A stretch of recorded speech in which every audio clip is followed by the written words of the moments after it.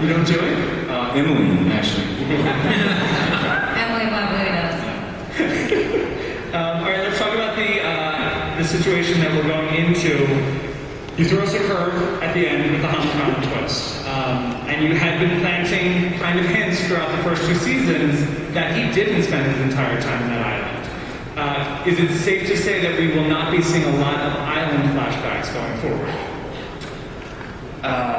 Well, not necessarily, because when the show began, he was on the island. So, but for this year, we didn't want it to be a, a new set of bad guys showed up on the island again this year. How fortunate for our storytelling.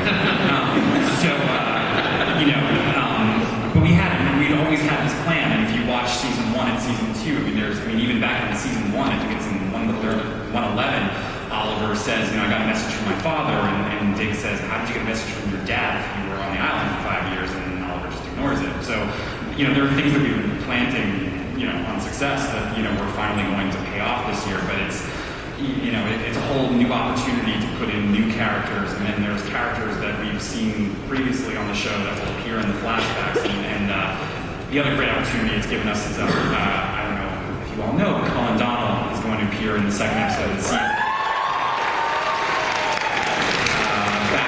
Merlin, and we're going to tell the story of how a heretofore unknown encounter between Oliver and Tommy that once you see it will make sense, and it's not a retcon, I promise. It's just a whole new world, and we've added all these new characters, and that's where Oliver will meet Katana, who we're introducing this year, played by Deborah Naoki, and Carl Yoon, who's joining the cast as Maceo, and we'll see, obviously, we hinted that Oliver had a longer association with Amanda Waller, and we'll see how that came about. And, I don't know, it's just a whole new world, and it's just really exciting. And I know Steven's happy not to go back to the GVRD, where we...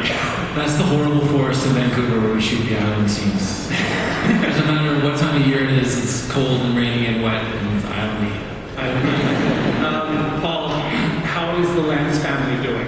Oh, they're always doing fine. Really? Yeah, they're fine. There's a few wrinkles here and there, but they soldier on, they get on with it. As long as somebody's, running around at night trying to save the city, they're fine. Does he find himself kind of like, my entire family is some kind of superhero? I love this. Say that again? Does he get to the point where he's like, I think my family is a superhero? I'm kind of losing track of what my daughters are up to at the moment, actually. And by day. But yeah, it's always, Lance has a terrible time loving his daughters with the things that they're doing, but, he can't help himself. They're good girls. He brought them up. Willa, I know that when we come back, people think that Thea is backpacking through Europe. She is obviously not. No. I'm not going to ask you what she is doing. I am not allowed to tell you what she's doing. But can you at least tell us how soon it will be before we see Thea and Roy back together? Even in... Thea and Roy back together. In a scene. In a scene? Yes. No comment. No comment. Has she made... It's going to be worth the wait, I promise. Has she made any new friends in her absence? I think No comment?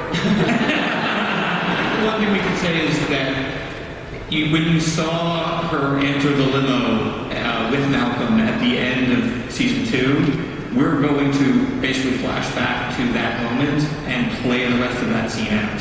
So you're going to find out what he said to her and what she said to him. Mm-hmm. And then also, I did become friends with a pair of scissors, so... So Thea, I got the whole scissors episode, actually. Thea's haircut, very special episode. For saving money. Yes, let's do that. Absolutely. Yes. David, the fatherhood thing, the parenthood thing that Dig is going to be walking into, if it does cause problems with him and Team Arrow, he does have kind of like a side gig with some other people who aren't so awesome, but very powerful and super powered kind of. Do you see him going to kind of be like, screw this, I'm going to go... Yeah, forget it. I would just become part of the Suicide Squad. No. That's a great story. Suicide Squad is a fantastic story. Mike Rowe, Deadshot, forget about it. I mean, it's just been really, really good the way that all this has really responded to that. But I don't know. I think Diggle's heart is here. He's just as invested, I think, in this crusade as Oliver is. And you see some of that played out. Actually, one of the scenes that they showed in the trailer was that fight between me and Oliver. A big part of that is about how Diggle feels about his commitment to the city and this crusade. So no, I don't think there's any chance of him deliberately leaving the team, but you never know. All right.